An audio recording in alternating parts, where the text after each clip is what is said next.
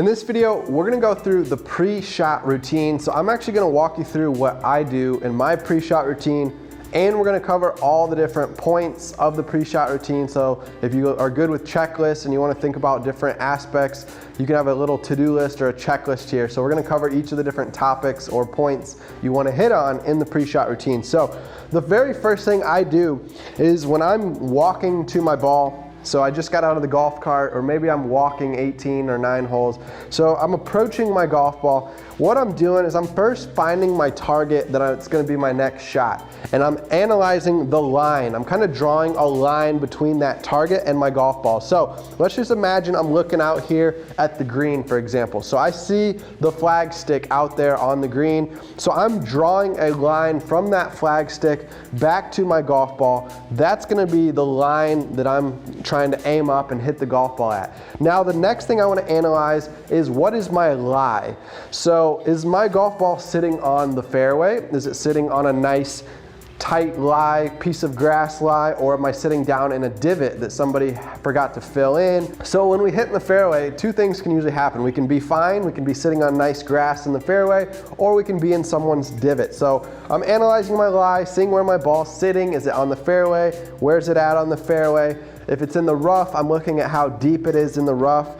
What kind of club am I gonna need to use to get it out of the rough? If it's sitting down deep, I might need to use a more lofted club that I can come down at a steeper angle of attack to really dig that golf ball out of the deep rough. If it's sitting up more in the rough, I can usually have a better selection of clubs to choose from because I have more options available to me since it's more teed up, kind of sitting up higher in the rough. So lie is the next thing I'm gonna be analyzing. Once I look at my target line, where I'm gonna be aiming at, I wanna make sure the path is clear. So I have a clear path to my target. Then I wanna check the lie next. So if I notice when I'm looking at my path to my target, maybe I'm in the woods. I've got trees all around me. So I'm gonna be looking at the straight path to my target to see if there's a clear path there. And if I notice there's trees right in front of me or a bunch of branches right in front of me, then I'm gonna have to start getting creative. I'm gonna have to start using visualization. So this is the step 3.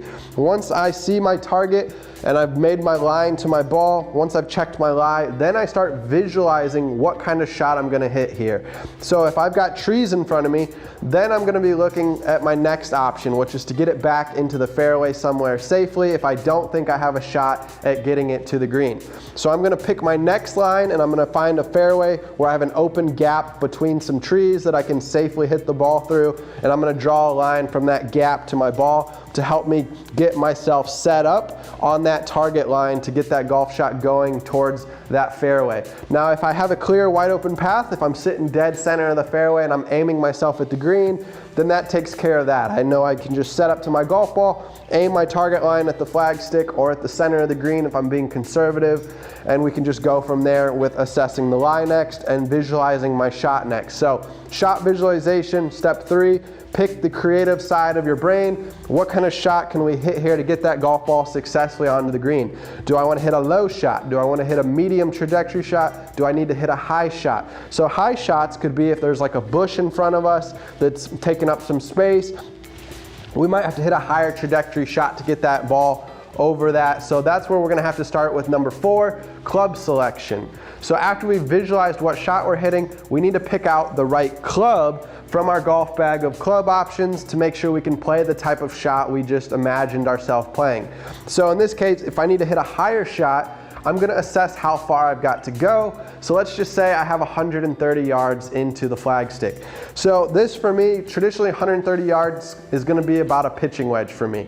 Now I can also hit a gap wedge 130 yards, but I have to give it more force or more swing speed. I have to hit it with more power, more aggression to get it to go that same distance. But my gap wedge has higher loft on it than my pitching wedge does. So it might serve as my better club selection if I'm trying to play over a tree of some sort and I need to get higher ball flight. But if I don't have any obstructions in my lane, in my path, my straight shot to the green, then I can just play my normal 130 yard club. So I would just go to my bag after I've assessed my lie, assessed how far I am distance wise, and I'll pick out my club in step 4, club selection. based on, you know, what kind of shot I'm playing. In this case would be just a normal 130-yard shot.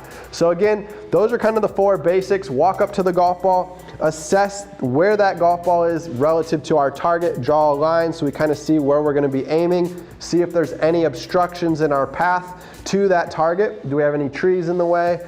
If not, then we're going to be assessing the lie next so that we can figure out what kind of shot we need to play here based on the lie, and then we want to assess what kind of club we're going to be using, and we're going to visualize ourselves hitting that club from that lie onto the green, so shot visualization. So step 5 is going to be the practice swing.